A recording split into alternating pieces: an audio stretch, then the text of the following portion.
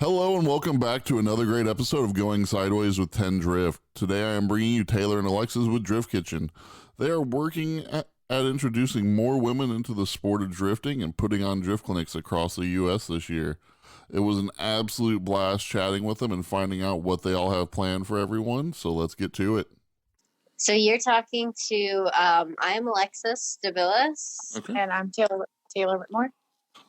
In all honesty, I'd seen a handful of your guys' videos before, and then whenever Taylor had mentioned you guys on my podcast before, I had to look you up some more, and it seems like you guys stay pretty busy going all around the U.S. Yeah, we definitely do. This year, doing the full tour is a first, but last year we kind of got a taste of it with doing the Tennessee event. That's awesome. Is it mostly drift clinic type of stuff, or is it like full on track days that you guys do, or what is it all that you guys have going on? It's more of a clinic based, I would say. We start off with the basics, donuts, figure eights, and then we'll either, if the track allows us, we'll split it in half and have a track and basics going at the same time. Okay. Or we start early with the basics and then move on to a track. That's pretty cool. So that way, as people are advancing, they can kind of keep ramping up, and others that are definitely new to it can keep on trying to master the basics. Exactly. Snazzy.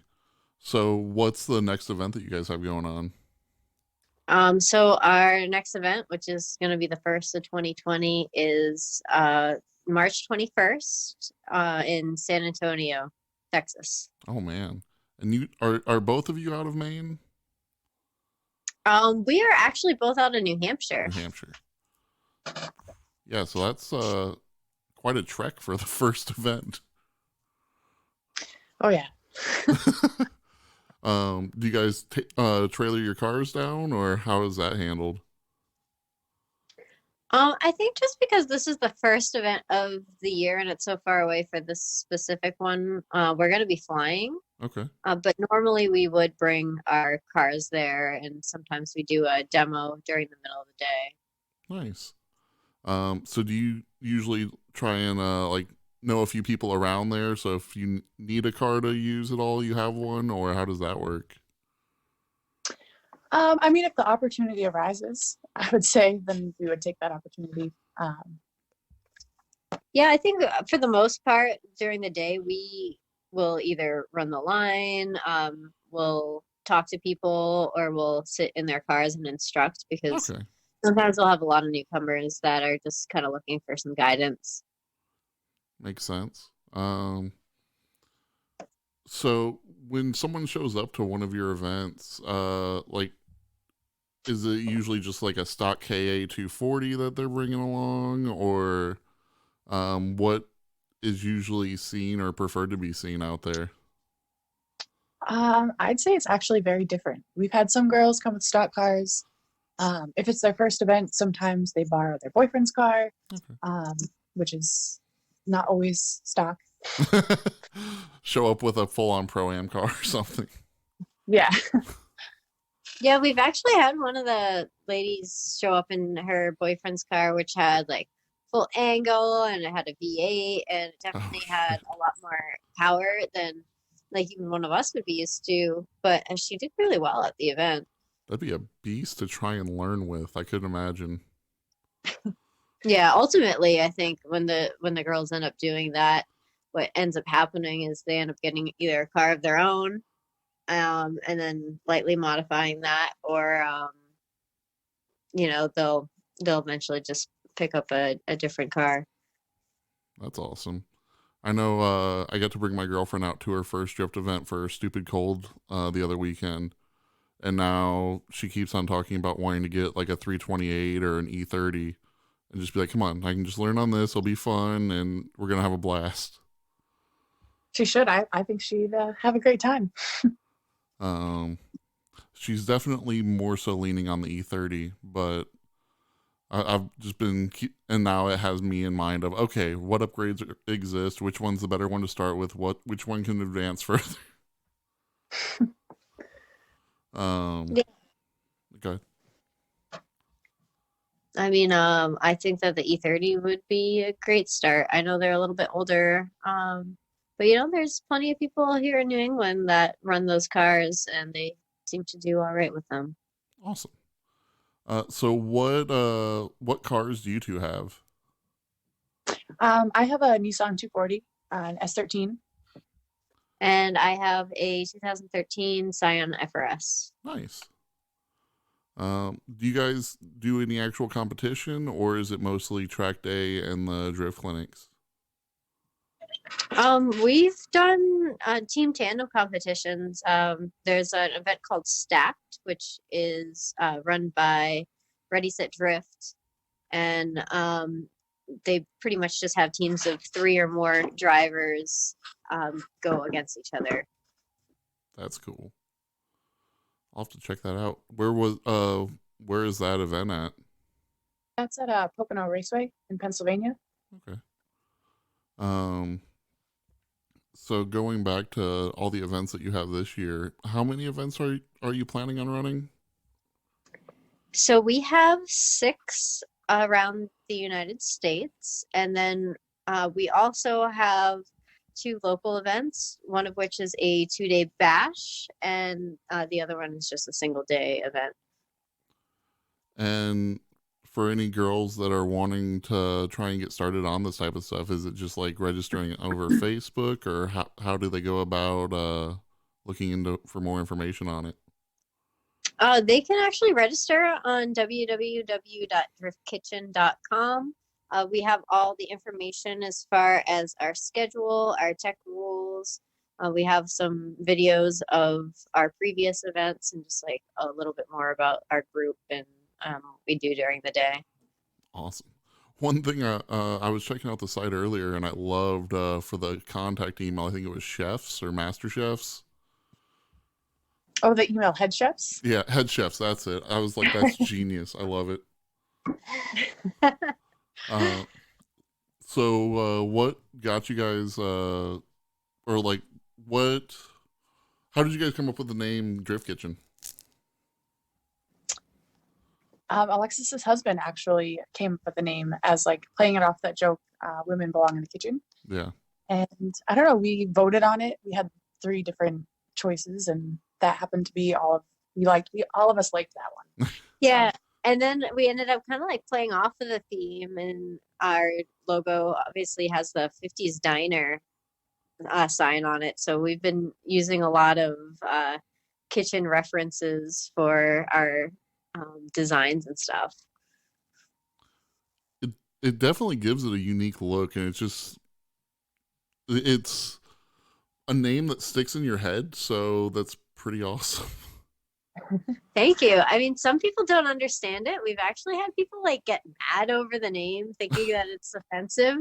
And we've had people say that they wouldn't even show up at events because of it. And I'm just kind of like, well, it's just kind of a joke. And shitty people do exist.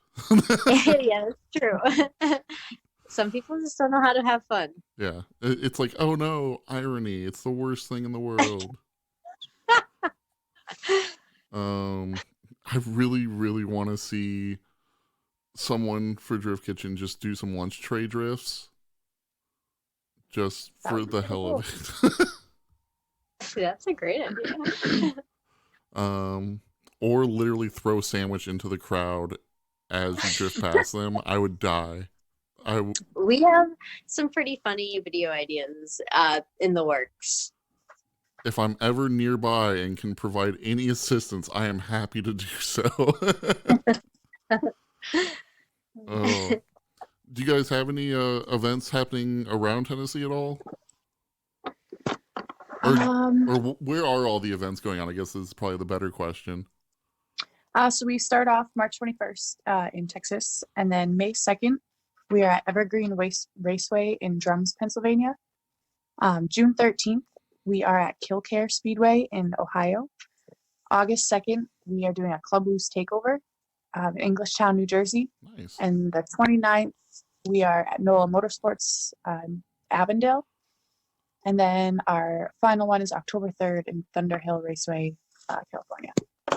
So I think the closest one this year is probably going to be either the Texas, Ohio, or Louisiana event. Yeah. I keep on seeing so much for all the NOLA guys now for drifting. It seems like they've really been taking over the scene of late. They have a really nice facility and a good group of people for sure. Yeah, that place is beautiful. I may end up having to try and check it out sometime. I know I'm trying to hit up some of the FD events, so I hopefully will be in English Town, but I'm assuming it's nowhere near the same time. Well, we will be at a lot of the FD events ourselves, so we'll see you a bunch. Awesome. Yeah, I'm normally at FD Atlanta, and then this year trying to make it to there, St. Louis, maybe Orlando, and English Town. I think those are you were not going to be at. That's awesome. Yeah, it's all We'll be at English Town for sure. That's that's our home track right there. I mean, I know we say that being 5 hours away from that track, but that's where we do go shred a lot. It's a cool road course. And hearing, I I haven't looked up to. I've heard that there's a bunch of pictures out there for how they are reforming the drag course into the FD course. Yeah, that's the first drag strip that has ever been shut down for drag and turned into a course for drifting. That's the first one in the country. That's amazing. I love seeing the sport grow. It's phenomenal. Um, yeah, I can't wait to see what else is in store for stuff like that, where you have a sport that's been popular for 100 years and something that's been popular for 20 years taking it over. I think we're going to see a lot of growth in the sport in the next year and up to 3 years. It's going to be like huge. Definitely. So going back to the clinics and everything else, what do you say to women that are wanting to get into drift? Like they've gone to a couple events, they think it's really cool, and would just love to try and get started in the sport with it being so male dominated of a sport. You just have to try it. I mean, once you try it, I think once you go out there, you get that confidence. And yeah, definitely. I think it's just getting over the fear of being out in front of people. I think that a lot of it's in your head, because once you're out on the course itself, you really forget about anybody watching. You're just kind of trying to maneuver your car and do your own thing. Awesome. It seems like with most motorsports, you can just kind of enter that zone of everything else doesn't matter and you just need to have fun. that's what it's all about. It's just having fun.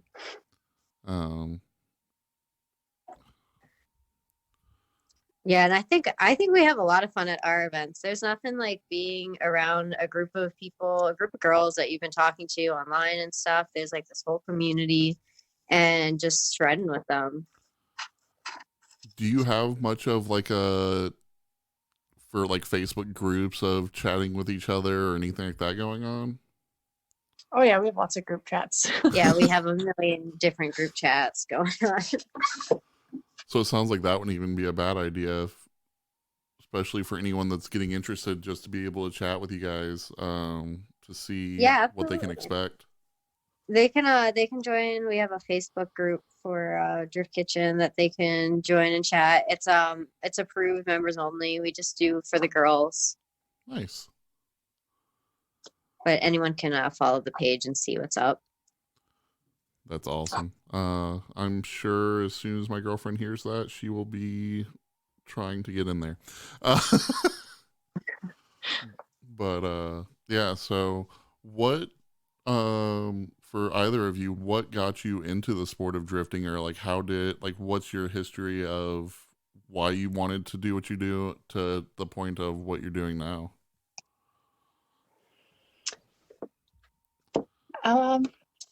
I don't know. I think when we got into the sport originally, we both have a very similar story where our boyfriends at the time were into cars, and we kind of got into it that way.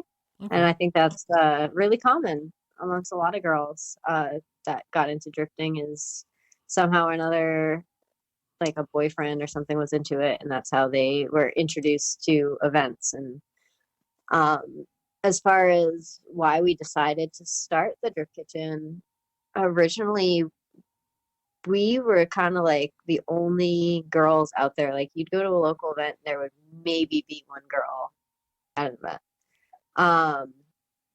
as far as drivers. Yeah. So we were talking to a lot of girls around the area who were spectating, and we were asking kind of, do you want to drive? And they'd be like, yeah, but I'm scared to go out. So we're like, we should do a Women's Day, a clinic that has no spectators.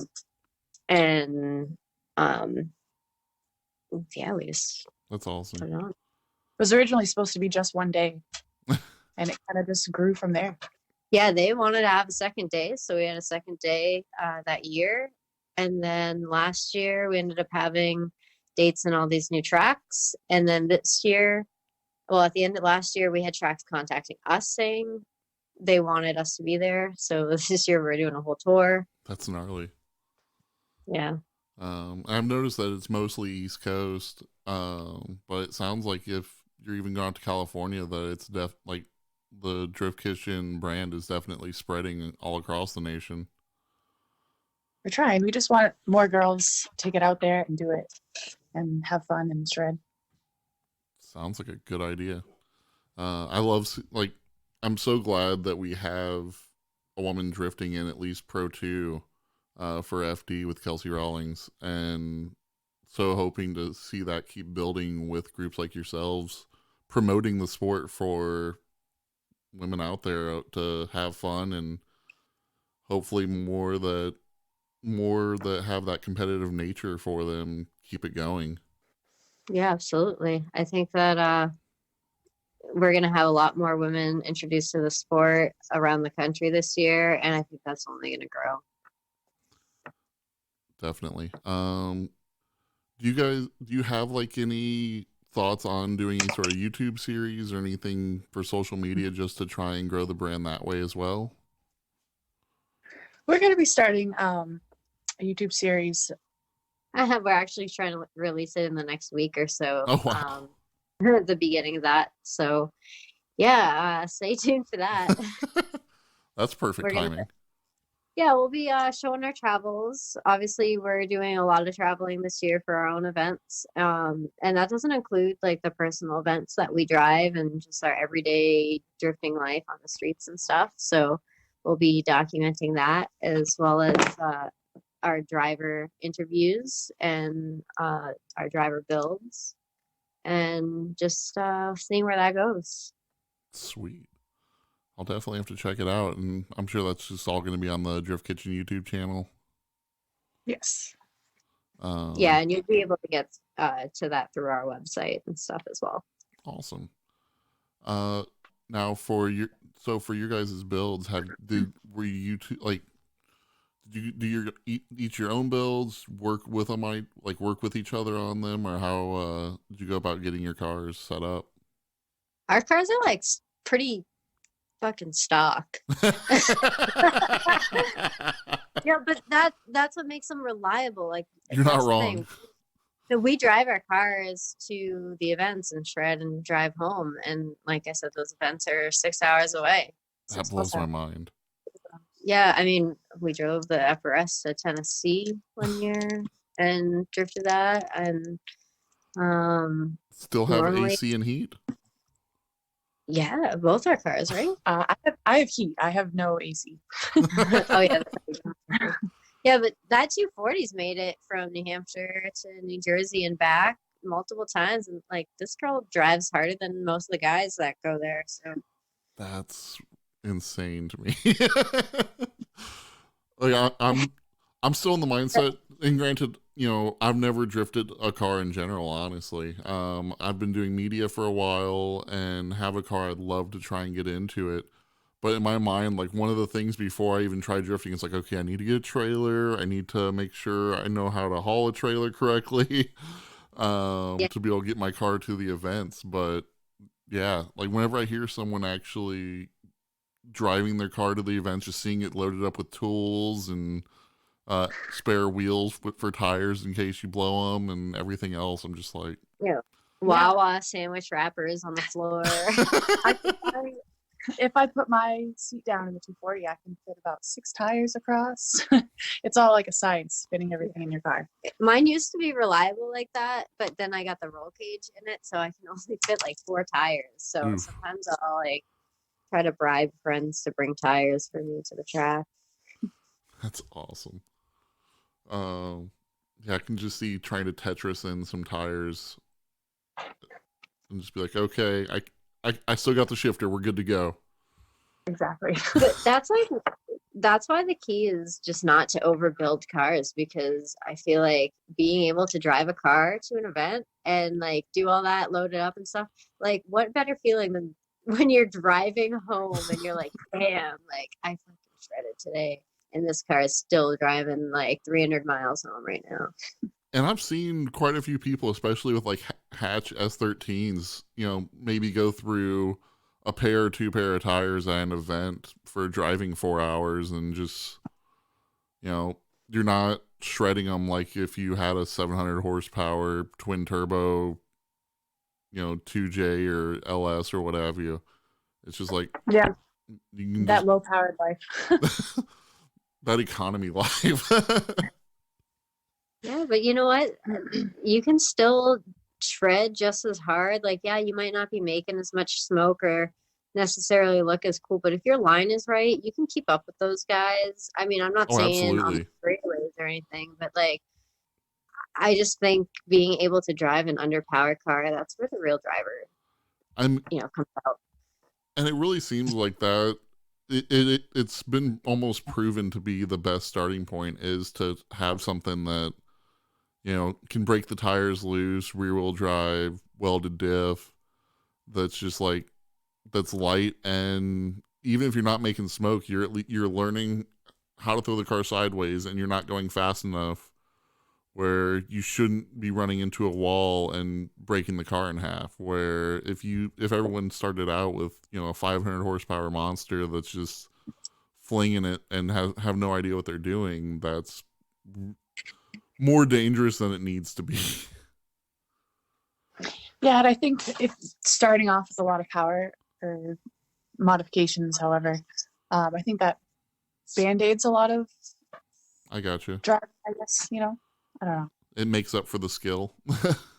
Yeah, because if you're gonna normally spin out and you have a full angle kit, full wise fab kit, let's say, Yeah, you're gonna have all this extra angle that's gonna keep you from spinning out, so that you wouldn't be able to sit in a stock car and do the same thing. So a lot of times people who are first starting out get discouraged seeing like people like going out there and seemingly killing it, but like they just don't realize that these people, like their cars are so overbuilt and stuff that they wouldn't be able to do the same thing in like a stock 240, for example. absolutely.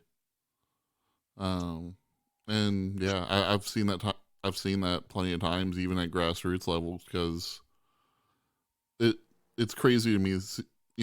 I see people out there with LS, Wisefab 350s or what have you, just booking it and not even competing at Pro Am, and just the sport has been growing so much that you see people like, okay, well, I saw this driver competing that had all these things, so that's at a minimum what I need, where it's just not the case. Yeah, it can be super inexpensive to get into this sport. I think a lot of people just overcomplicate it when they can just be going out and shredding.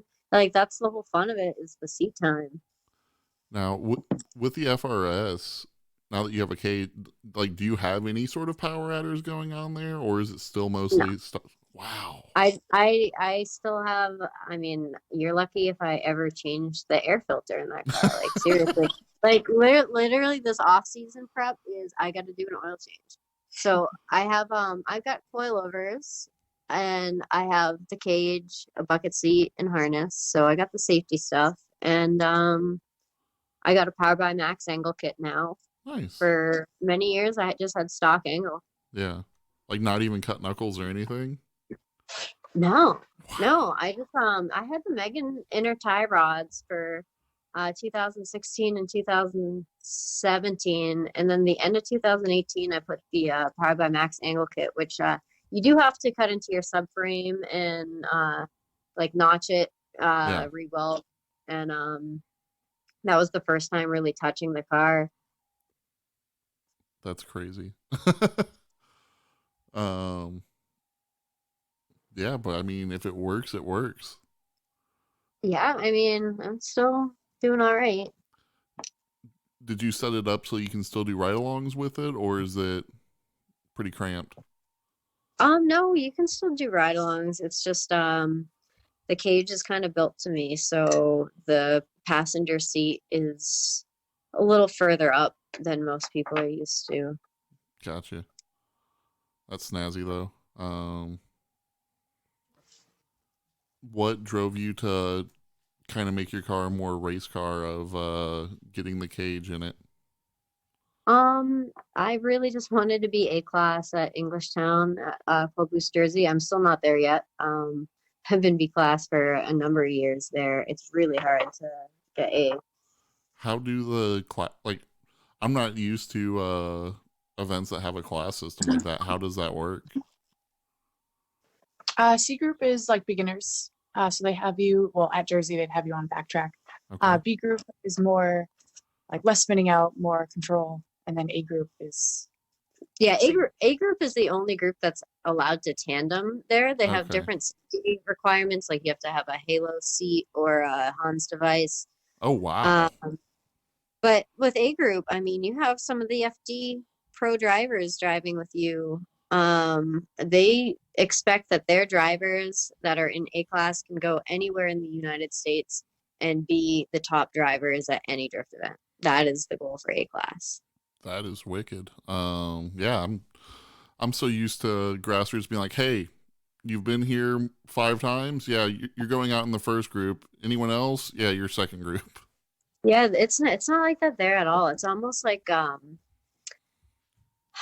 don't even know how to explain it, but they're very strict about that because they really want to have a group of drivers that come from these events that represent them anywhere, I guess. I Okay. guess that's the best way to explain it. It's You kind of have to like earn it. I got you. Yeah, so that way it's almost like a badge of honor of being like, hey, yeah, I'm A class over here, and people know what level that means you're actually at. Exactly. Okay. So, what other like do you guys hit up other grass like smaller events that you aren't putting on but just go to get seat time or? Yeah, there's a local group, Nedco. They have events at New Hampshire Motor Speedway. That is definitely a fun time. Yeah, it's pretty close to us as well. It's like 45 minutes. Yep. Nice. Minutes. Yeah, we go to the Ready Set Drift events at Pocono. That's like 6 hours from us, but Pocono Raceway is a really cool track. There's tracks within the track. It's like a little track city.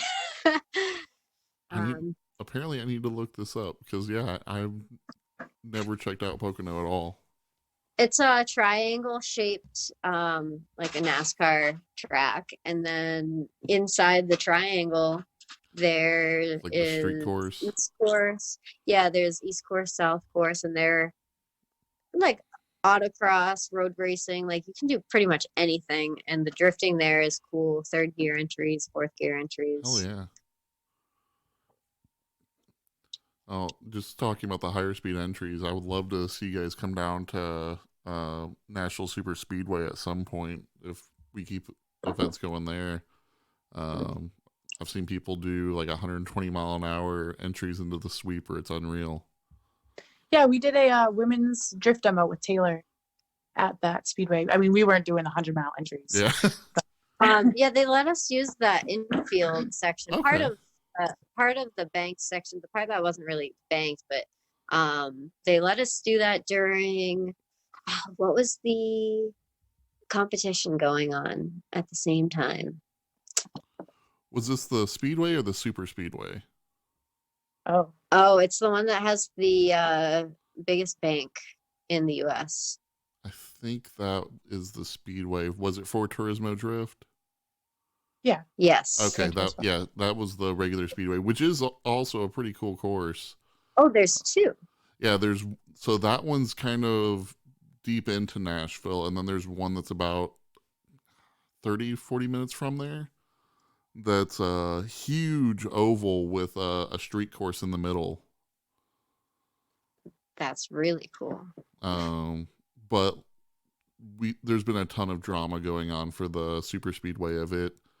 Closed down back in like 2012 or 2013, and it's been tough to try and get events still out there, but they just have this massive sweeper. So the drift community here really seems to get excited whenever there's an event there. That's awesome. Hopefully that drama changes and you guys can have a lot more events. Definitely, yeah. And then it seems like there's also for Beach Bend Raceway in Kentucky is having quite a few more drift events this year, where typically it's just been LS Fest and Import Alliance there. Yeah, I think tracks are starting to understand that you're going to have to incorporate drifting in order to keep up with the times. Definitely. Like, I come from a family that drag racing was huge. And after going to the first drift event, drag racing is really boring. It's just like, why watch them go in a straight line when you can see people just having the time of their life, even when not, competing or otherwise, going sideways and just like, oh, I'm going 40 miles an hour in whichever way I want to right now. It's going sideways and we're having a blast, probably screaming inside. Yeah, no, I agree. Drifting is definitely the best spectator sport, and it's easy to get involved in fairly inexpensively, and it's just so much fun. Definitely.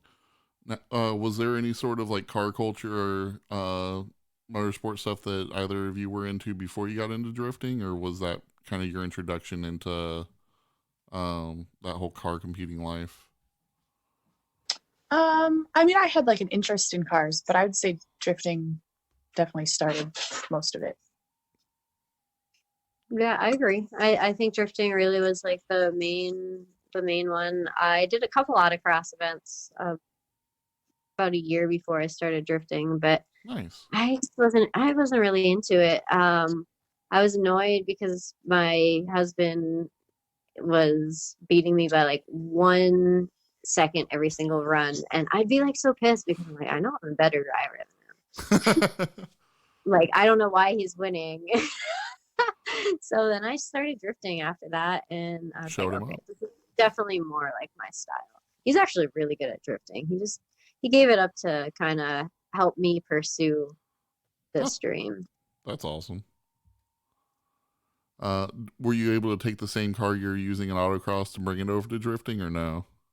Yeah, absolutely. I've had the FRS since 2013, and that's what I was using for the autocross. And I started drifting in that. Bought a S13 coupe. Drifted that for like 6 months, and then sold that and back to the FRS now. Was this like literally like daily driver to autocross, daily driver to drifting? Yeah, I mean, up until maybe 3 months ago, I would still consider that was my only daily driver. Oh wow. Yeah, I can see why your winter maintenance on it is just an oil change. Yeah, I mean, we just keep our builds stock and it's simple and you just keep up with the maintenance and yeah, it's been pretty good. You're just making this overly complicated sport way too easy, and it makes me uncomfortable. Yeah, that car, I mean, I'm just saying the car's done like 110 drift events and it's never once failed me. Holy shit. I mean, one time from New Hampshire Motor, I got hit in tandem, and it was my fault. I spun out, but they bent my tie rod, and I went home on a bent tie. But as far as like engine wise, Yeah, the the engines are fine. The engines are great. Yeah. Oh my god, absolutely. I had a clutch go once too, but not completely. So I still limped that home. Both times have been at New Hampshire Motor Speedway, so I think I'm not doing that one so much. Which is funny because it's the closest one. Yeah. Is there part of you that's just like, okay, I'm not that far away from home. I can just drive it to the limits here as long as I take it easier other places, or is it send it to the limits I don't everywhere? know. It's definitely send it to the limits everywhere. And New Hampshire Motor Speedway, my only issue with it is the pavement of the track is a little difficult sometimes, Okay. but they set up their course really well there. The group, they'll work around all the cracks and stuff in the pavement. That it definitely seems like with across the US really tracks are falling apart, and hoping that they have management there that are going to maintain them or build new is being fewer and fewer, because there's quite a few tracks I've gone to now where it's just like you see, like you get to hear in the driver's meeting, okay, avoid this giant hole that will consume your car. There's loose gravel here, so try and avoid that. And just like all the other buildups that you hear before people go drifting is almost insane to me. I think after this year, I have a good feeling that a lot of the tracks, they'll catch on and they'll realize that they have to do that maintenance to keep up. And I don't know, I've just seen it grow, especially so much this past year. Definitely. That they're gonna have to do that stuff, that maintenance. Some places are already catching on. I really wish the wall would have been taking that advice for New Jersey. Yeah, but I think the English Town switch, I think that's going to be big for FD. I think that's actually going to grow it quite a bit for their New Jersey events, because I think Wall, I mean, it's just an oval track. I think this is going to be set up really well. Yeah, it definitely sounds like it was a healthy change for FD to make that move. And from what I heard, they can have quite a bit more of an attendance at English Town while they were maxing out the wall pretty early. Oh, and just wait till Pro Brodown is going to be insane this year. It's going to be so cool. That already was a really big event the day after FD, where the grassroots drivers get to drive with the pro drivers. And I think this year is going to be just huge because of FD being at that track. That's gnarly. Yeah, that will be insane. And now that's definitely an event to stick around for if you're going FD. Yep. So I got to add an extra day to my itinerary. Got it. Yeah. Yeah, you don't want to miss that this year. Do you think you'll be out there trying to be out there drifting with the pros at all, or? I mean, I hope so. Alexis does. You have for... Yeah, I did Pro Bro the last 2 years, and it was really fun. But this year, I think we're going to have a lot more ladies out there. That would be awesome. Is Pro 2 happening in English Town, or do you know?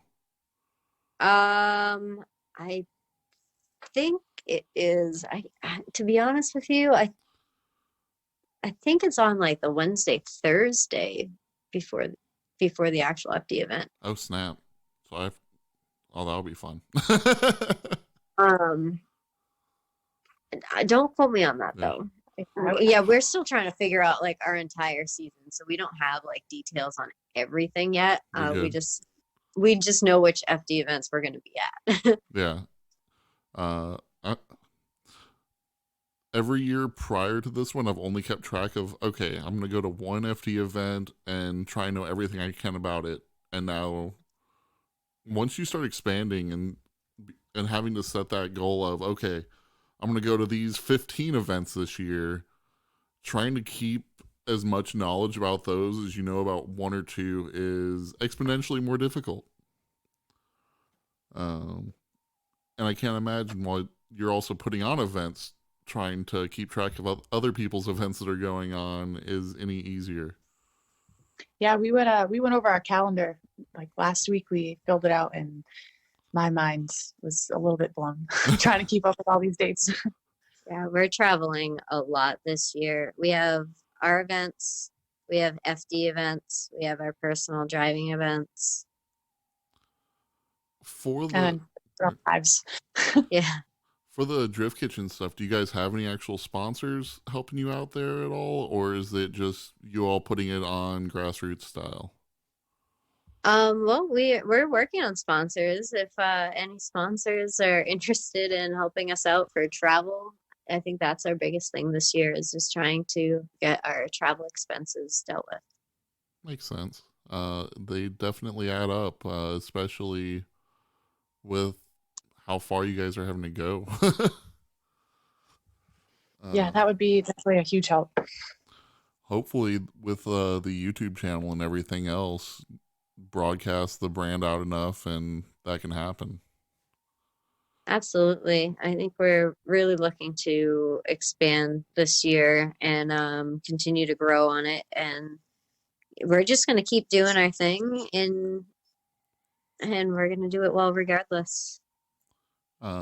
Just curious, as I forgot to check before, do you have like Drift Kitchen merch on the website and everything? We do. We actually have our pre-orders. We have sweatshirts out right now for pre-order, and that is running until February 9th. Along with those, we have our stickers. We have air fresheners out on the website. And then we also have some other merch we still need to put up on the website, but we're going to be doing all new designs and stuff, especially for FD this year. So Now, for the FD stuff, do you have an actual like vendor booth set up, or is it just hanging out and meeting people? No, we're actually at the events that we will be attending. We will have a booth. Awesome. yeah, so we're going to have some information at our booth, and it'll be just me and Taylor there. But we're hoping that we can meet some ladies that are interested in the sport, and we're going to have a lot of cool stuff for people to buy as well, some unique stuff. Very nice. I know I've been working with a vendor that I'm hoping he'll be out there for the FD events, but I doubt it. For Dream Tank Soap, that's been fun. It's definitely been interesting being on the vendor side at those events because just there's so much foot traffic. Anywhere near the pits, it's unreal. If you haven't, for anyone that hasn't been at an FD event, it is just all day long. There are people everywhere. So I have actually never been to an FD event. Wow. So the first one that I will be going to, I think the first one will be Long Beach, right? So the first one I'll be going to, I won't be working, but the second one will have the booth. And yeah, we're only doing the booth for 3 events this year for FD. We just figured it would be way too much to do every single event this year on top of our schedule. Maybe 2021. Will you have the booth at Atlanta? We will not. We're going to be at Englishtown for sure, Washington, and Irwindale. Okay. That's definitely a good setup still. Man, I really hope I get to go to Englishtown. That is sounding like a better and better event every time I hear about it. Oh, that group there, Club Loose, what those guys have in store for Englishtown and the track with FD, it's going to be probably the biggest FD event this year. Oh, yeah. The East Coast, come to the dark side. You're not wrong. Well, I'm already like, it's weird that Tennessee's considered East Coast when it comes to FD. Is it considered the East Coast? Like, whenever I hear people talk about, it's West versus East. So, like, there's some weird line drawn down the center, and no one knows where Texas is supposed to be included. But like I was talking to one of the drivers, and he had mentioned, if you want to come out to my East Coast events, and he included St. Louis on there. I'm like, how the hell is that East Coast? I'm so confused right now. Yeah, I don't know. I don't know where your coast. I don't know where the coastline is there. I mean, yeah, It must be a really weird beach. I don't know what's going on anymore. Just really confused. Um, so any other big plans going on for this year other than what was it, 6 events that you all are doing nationally? Yeah, 6 national and then 2 2 local. local ones. We will be going to Japan in November. That's awesome. Not for any particular reason except to see the Fall Matsuri and to check out Tokyo and stuff. Seems like a justified reason to me. Have either of you been before, or? Yeah, I have not. Taylor has not. I've been 2 times now. So Taylor's first year in Japan, first year going to an FTE event. Yeah, it's a big year for me, that's for sure.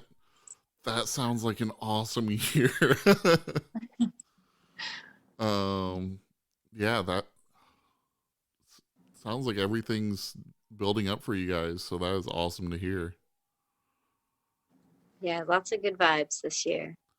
Gonna put out any good travel videos, do you hope, from the visit to Japan for Drift Kitchen, or? Definitely for Drift Kitchen, for Japan. For literally everything. We're going to try to record our lives this year. We slacked on it. We have, you understand, we have like 3 GoPros between the 2 of us, plus all this other technology. And every single time, I'm like, wow, we should be recording these 6-hour drives, us like drinking our energy drinks and like talking over walkie-talkies. And I'm over here like trying to avoid the camera at all costs. So we'll see how this works out for me. I just picked up the media mod for my GoPro 8, and I'm trying to make it so there's no reason that I shouldn't be recording things at this point. There's no reason. There's so much that you can do for YouTube, and so many people who watch it these days, and it just gets the word out so much faster. And it's crazy how good of quality you get out of those action cameras, or cell phone video even nowadays is unreal. Oh, absolutely. I have like, I mean, not the brand new iPhone, but I have a newer iPhone, and the videos it takes, like, that's where I do all my videos for my personal YouTube. It's just editing those. Yeah. Like there's a guy that, and I had him on here before, Jay Glasgow, his whole media shtick that he would put videos up for, everything he did was taking on his iPhone. And this was for years now, so it's not like it was the newest, coolest iPhone with 1 billion features. That's amazing what you can do with what you already have. And I think that kind of circles back around to the whole drift thing is, you can try and get a $10,000 camera and crew and everything else, but you can have just as much fun out there with a stock car with a welded diff and just sending it all day long. Absolutely. I think it's all about like where you're at and what you can do with it. I think just utilizing the car that you drive and trying to work on your own skills. I think that's really what it's all about. Awesome. Was there anything else that you guys were hoping to chat about on here today? I guess just, if you want to try drifting, whether I guess you're a male or female, you want to try it, just do it.